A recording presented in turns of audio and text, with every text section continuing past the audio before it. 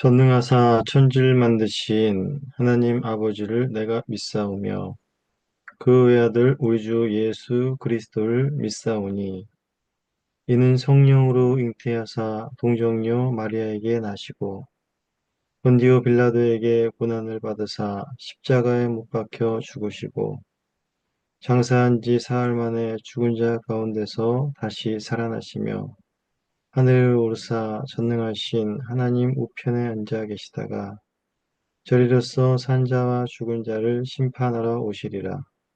성령을 믿사오며 거룩한 공예와 성도가 서로 교통하는 것과 죄를 사하여 주시는 것과 몸이 다시 사는 것과 영원히 사는 것을 믿사옵나이다. 아멘. 우리 찬송하시겠습니다. 찬송은 찬송가 305장, 찬송가 305장, 나 같은 죄인 살리신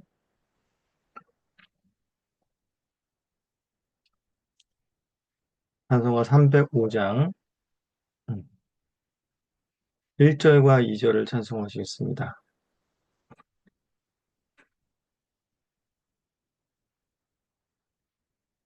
305장 1절과 2절을 찬송하시겠습니다. 나 같은 죄인 살리신 주의 놀라운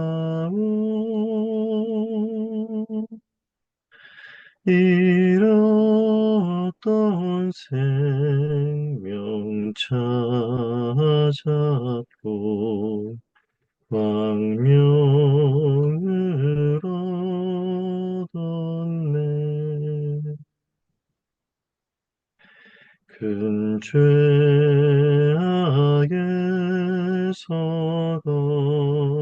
건지신 주의 노마오 나 처음 믿은 그 시간 귀하고 귀하다.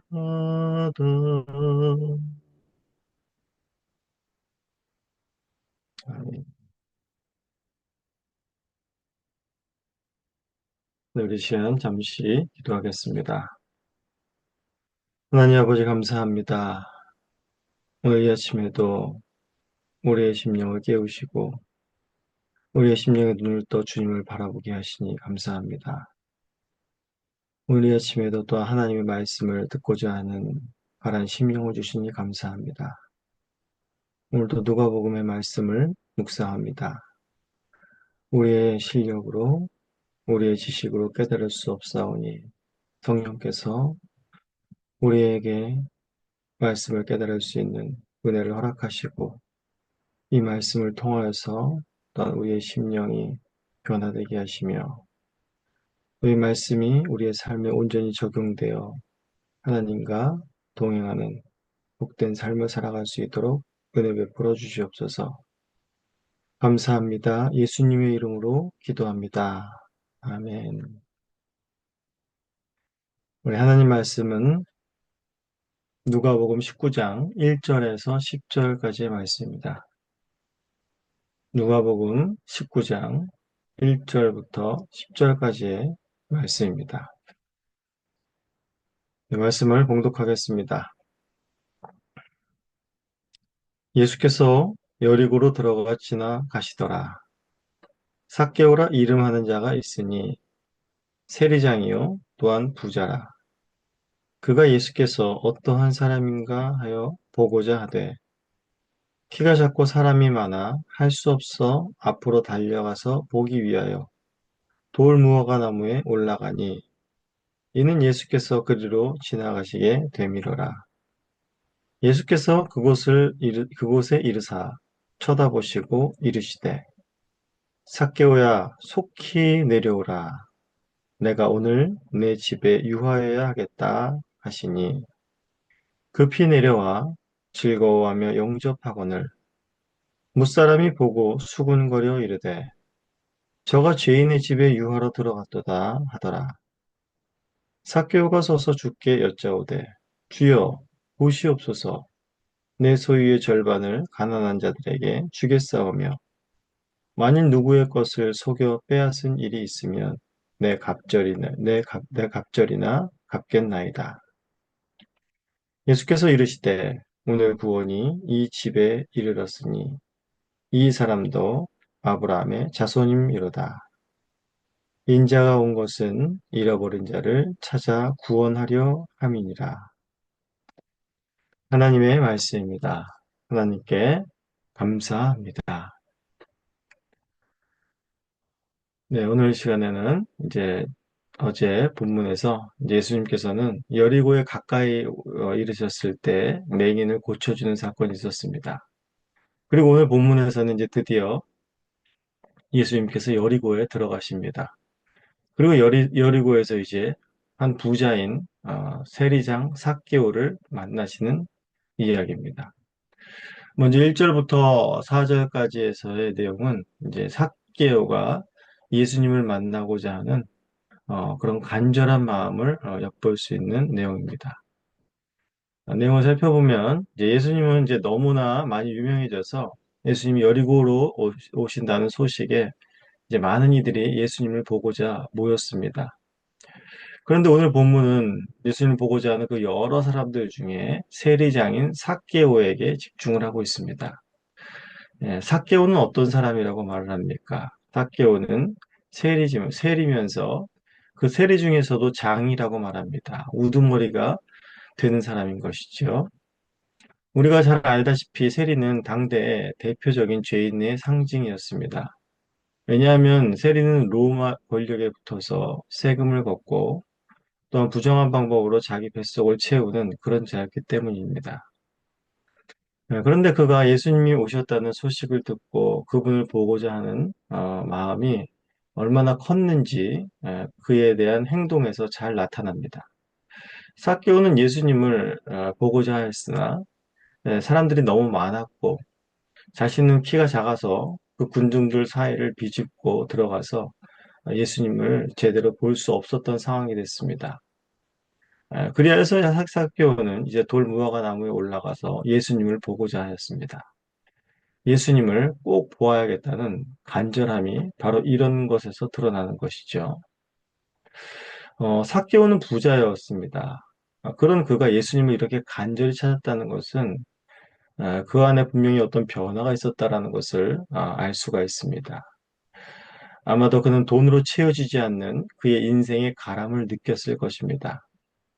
또한 사람들이 죄인이라 손가락질한 그런 외면, 아무리 사람들이 죄인이라 하여도 돈만 있으면 극복할 수 있으리라 생각했던 그의 인생이었을 것입니다. 돈보다도 더 자기 인생을 부유하게 할 것은 없다라고 생각하며 더 많은 부정을 저질러가며 아마 그는 부자가 되었을 것입니다. 하지만 더 이상 돈이 자신을 부유하게 할 수 없다는 것을 삭개오는 깨닫게 된 것이죠. 그런 갈급함 속에 예수님에 대한 소문은 들려왔을 것이고, 이런 예수님이라면 나의 삶을 바꿔주실 수 있지 않을까 하는 어떤 신락 같은 소망이 그에게 있었을 것입니다. 군중들 사이에서 키가 작아서 예수님을 볼 수조차 없는 그였습니다. 사람들에게 죄인 취급받고 돈으로도 위로를 받을 수 없는 이런 비참한 상태에서 키까지 작아서 예수님조차도 볼 수 없는 자신의 모습을 보며 그는 얼마나 큰 자괴감이 들었겠습니까?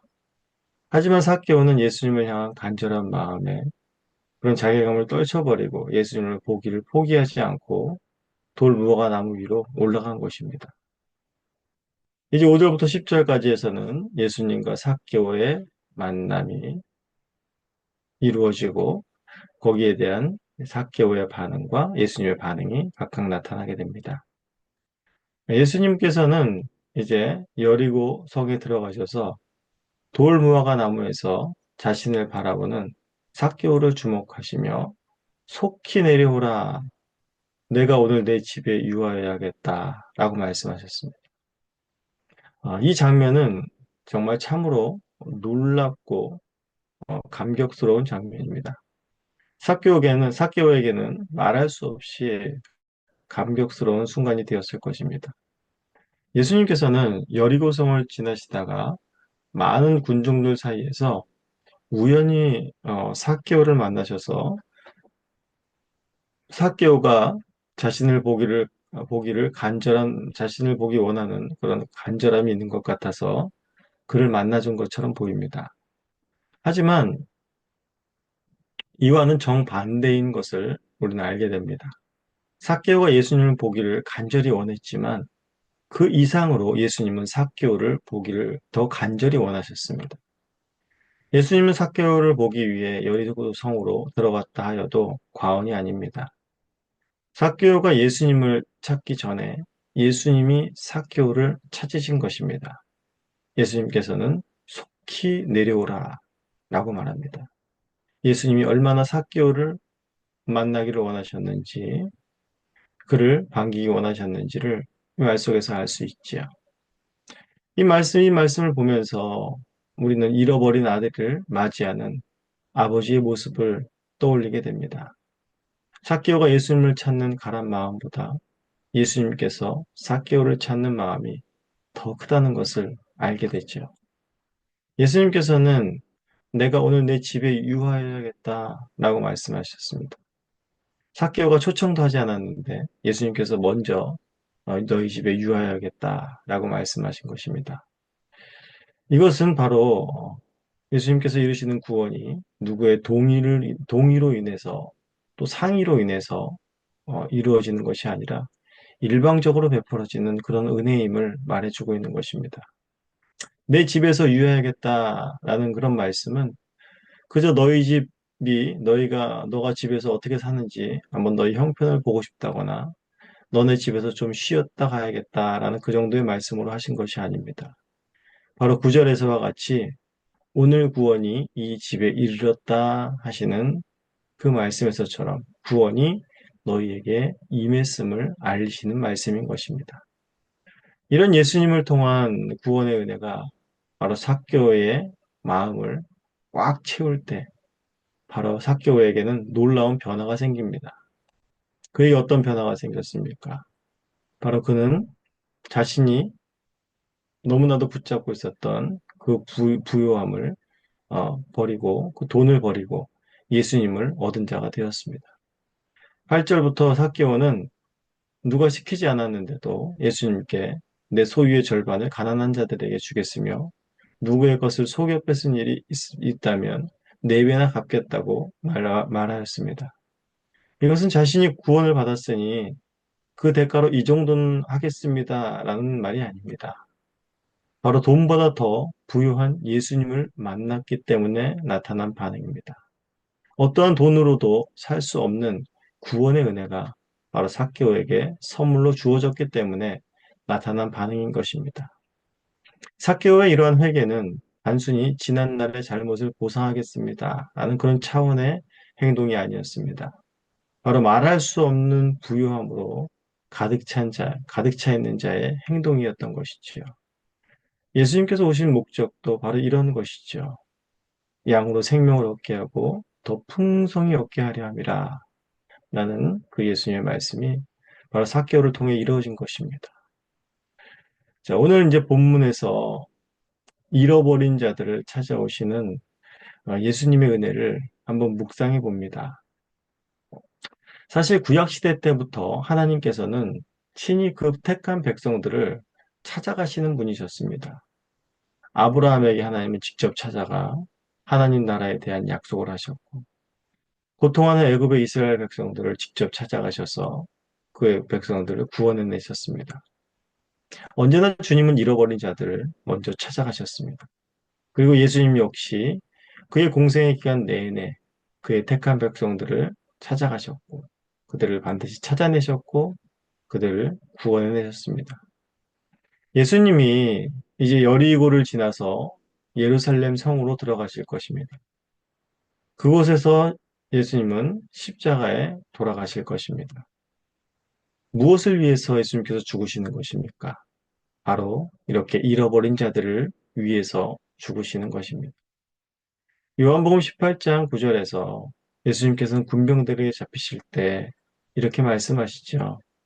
아버지께서 내게 주신 자 중에서 하나도 잃지 아니하였사옵나이다.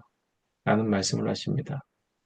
잃어버린 자들은 한 명도 빠짐없이 다 찾아내시며 구원을 내시는 예수님이십니다. 그리고 그들을 다시는 잃어버리지 않고 영원히 하나님의 품에 그들이 거하도록 예수님께서는 자신을 내어주시는 것입니다. 이것이 바로 예수님의 십자가의 길인 것입니다.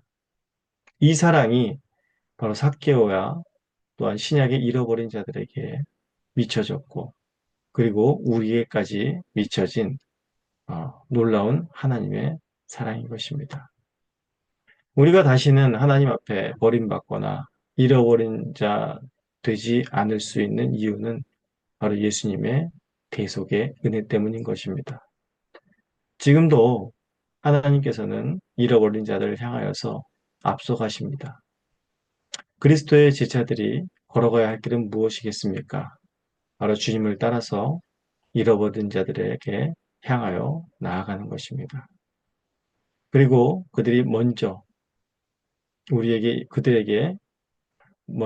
임한 하나님 나라의 복음을 증거하고 그 부요한 은혜 가운데로 들어오게 하는 것이 바로 우리에게 주어진 또 우리가 걸어가야 될 그런 복된 길임을 우리는 잊지 않아야겠습니다.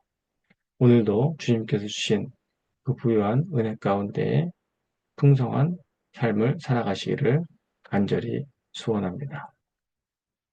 우리 시간에 다 함께 주님께서 가르쳐 주신 기도를 올리겠습니다. 하늘에 계신 우리 아버지여, 이름이 거룩히 여김을 받으시오며, 나라가 임하시오며, 뜻이 하늘에서 이루어진 것 같이 땅에서도 이루어지이다. 오늘 우리에게 일용할 양식을 주시옵고, 우리가 우리에게 죄 지은 자를 사하여 준 것 같이 우리 죄를 사하여 주시옵고, 우리를 시험에 들게 하지 마시옵고, 다만 악에서 구하시옵소서. 나라와 권세와 영광이 아버지께 영원히 있사옵나이다. 아멘.